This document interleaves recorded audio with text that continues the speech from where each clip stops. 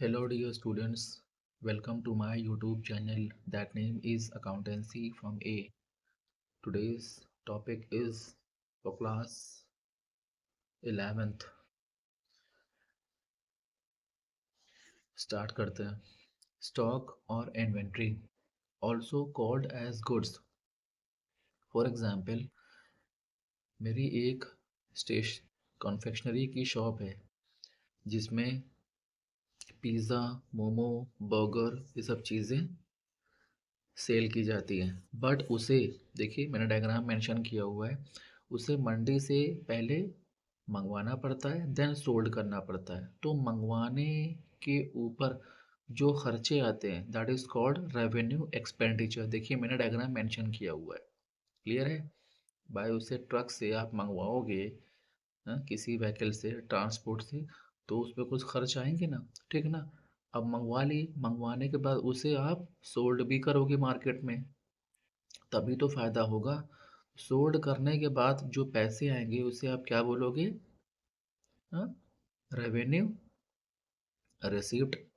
Revenue means sale, कि sale किया और आपके पास पैसे की रिसिप्ट आ गई, पैसे आ गए मतलब, क्लियर है।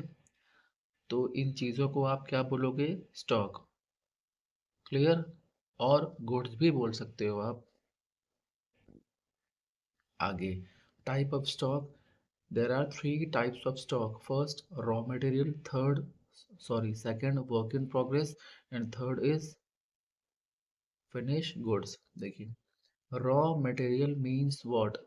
For example, मेरी एक फैन का मेरा एक प्रोडक्शन हाउस है, मतलब एक कारखाना है जहाँ मेरा ऐसा काम होता है जो लोगों को हवा देता है, मतलब फैन का प्रोडक्शन होता है, क्लियर है।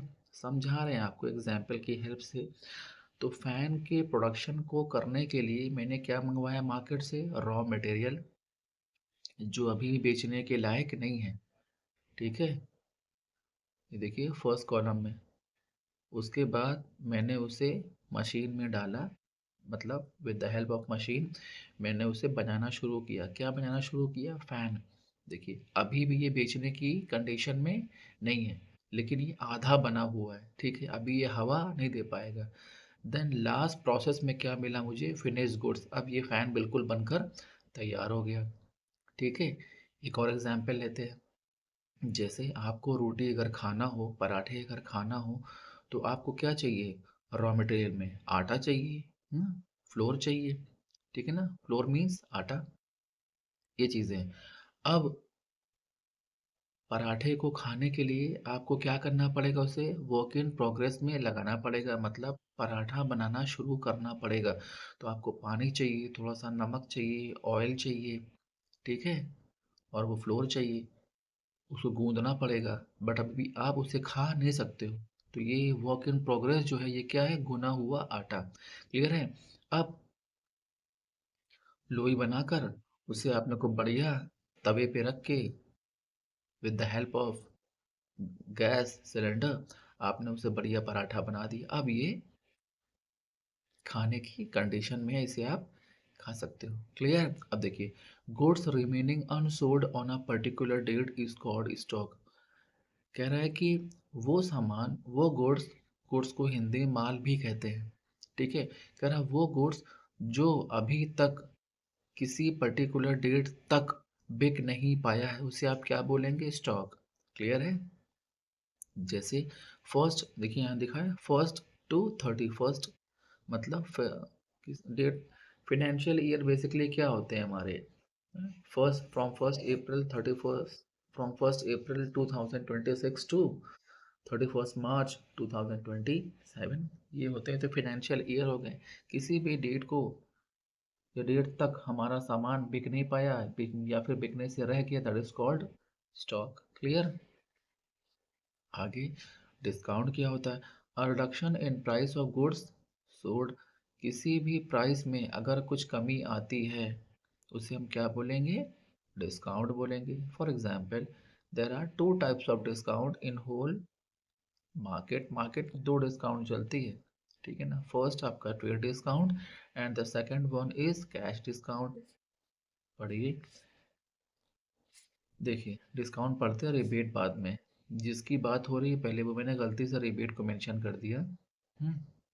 देखिए, फर्स्ट आपका trade discount and the second column is cash discount.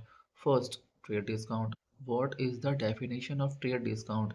Reduction in price by seller to the purchaser when he buys in bulk quantities. जब कोई बायर या परचेजर बल्क में बल्क क्वांटिटी में गुड्स को buy करता है, तो उसे हम कौन सा डिस्काउंट अलाउ करते हैं? Trade discount. क्लियर? पहले एग्जांपल देखिए। वन शर्ट डायग्राम देखिए।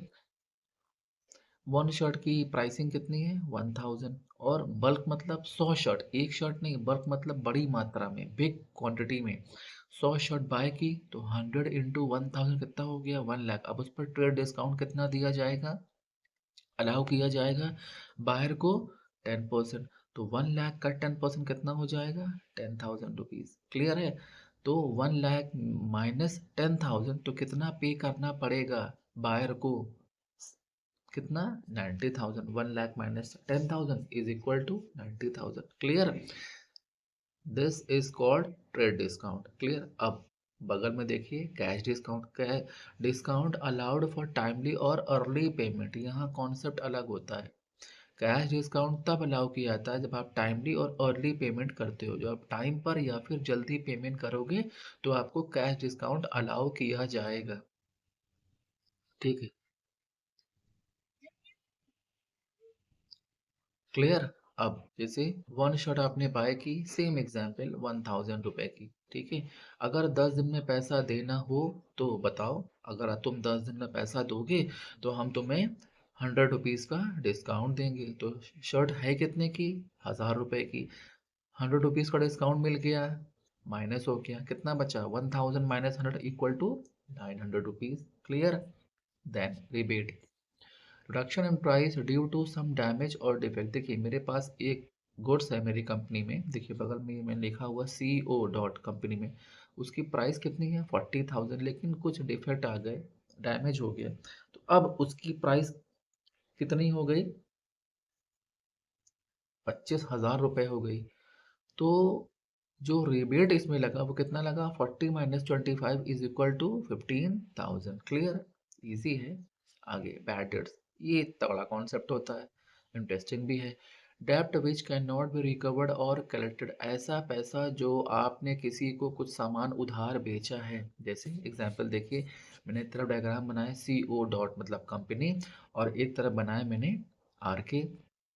कोई आदमी है, कोई डेटर्स है जिसको मैंने सामान दिया हुआ है उधार में, और वो पैसा कंपनी को देगा। तो इस केस में कंपनी क्या हो गई? कंपनी ने सामान बेचा है तो सम कंपनी पैसा लेगी, तो कंपनी क्या हो गई? क्रेडिटर्स।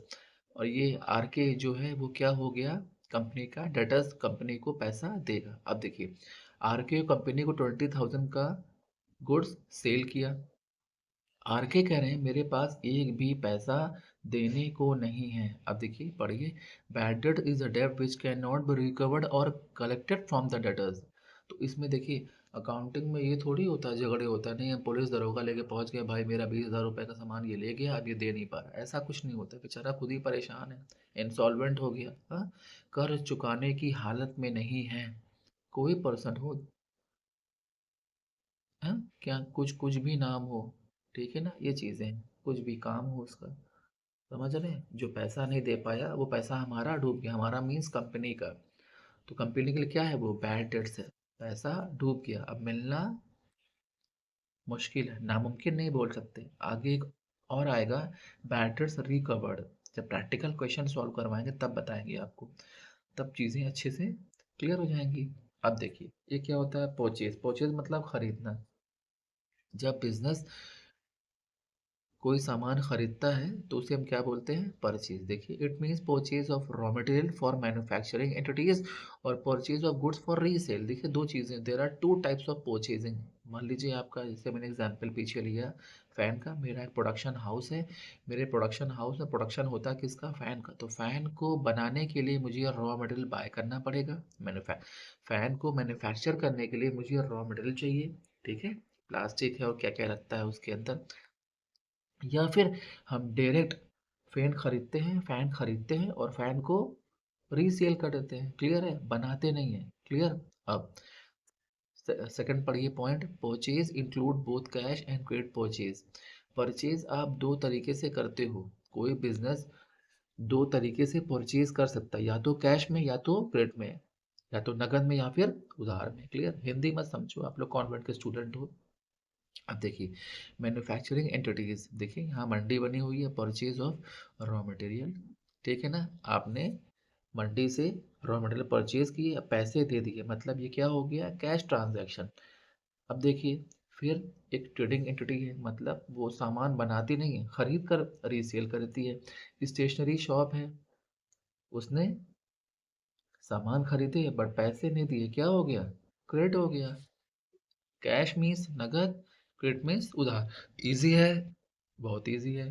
परचेज रिटर्न क्या होता है, goods purchase may be return to the seller for any reason से दे आर डिफेक्टिव। मान लीजिए आपने फैन खरीदा मार्केट से 10 पीस, ठीक है ना, आपने मतलब ए बी सी कंपनी ने, अब उसमें 10 पीस डिफेक्ट निकले, तो ए बी सी बिजनेस क्या करेगा, 10 पीस को रिटर्न कर देगा, इसे हम क्या बोलेंगे, परचेज रिटर्न, क्लियर है। आगे मैंने सेल्स और सेल्स रिटर्न को एक ही फॉर्मेट में मेंशन कर दिया। सेल्स क्या होता है, परचेज का just opposite, sales is the just opposite of purchase, clear.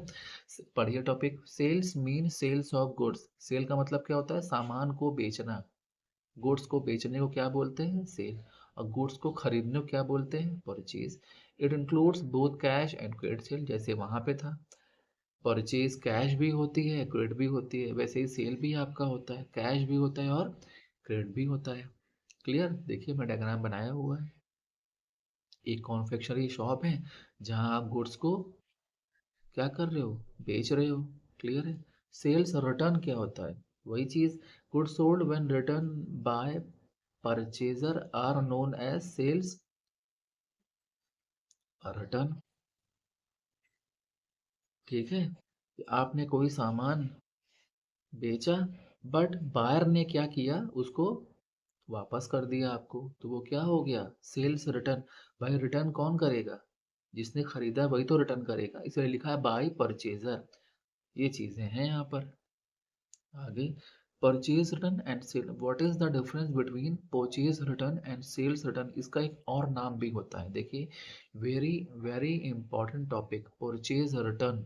देखिए, हमने परचेज किया था, मेरे पास परचेज करते हो तो सामान आता है, गुड्स आपके पास आएगा, जब रिटर्न कर दोगे तो गुड्स आपके पास से, मतलब बिजनेस के पास से बाहर चला जाएगा, तो इसे हम क्या बोलेंगे, रिटर्न आउटवर्ड, बाहर जा रहा है, क्लियर है। आगे, सेल्स रिटर्न, जब आप गुड्स को सेल करते हो, बेचते हो, तो सामान आपके पास से जाता है, परचेज करने पर सामान आता है, सेल करने पर सामान जाता है। परचेज और सेल की बात कर, रिटर्न नहीं समझा रहे हैं, ठीक है। अब जब आप सेल्स रिटर्न कर दोगे, सेल्स रिटर्न कर दोगे, रिटर्न का मतलब क्या होता है कि सामान आपने बेचा था, अब रिटर्न हो गया, सामान आपके पास लौट कर बिजनेस के अंदर आ गया, तो इसे क्या बोलोगे, रिटर्न इनवर्ड, क्लियर है। डायग्राम देखिए, return outward means purchase return, सामान आपके पास से जा रहा है, देखिए बाहर जा रहा है, डायग्राम देखिए। Sales return means return inward, diagram देखिए, गुड्स आपके बिजनेस के अंदर आ रहा है, क्लियर है। ये चीजें हैं, खत्म हो गया, इजी टॉपिक था, बहुत ज़्यादा हार्ड एंड फास्ट रूल भी नहीं था, क्लियर है। तो डियर स्टूडेंट्स, अगर आपको मेरे ये लेक्चर अच्छे लगते हो तो please subscribe my new channel, that name is accountancy from A, and subscribe my new, thank you.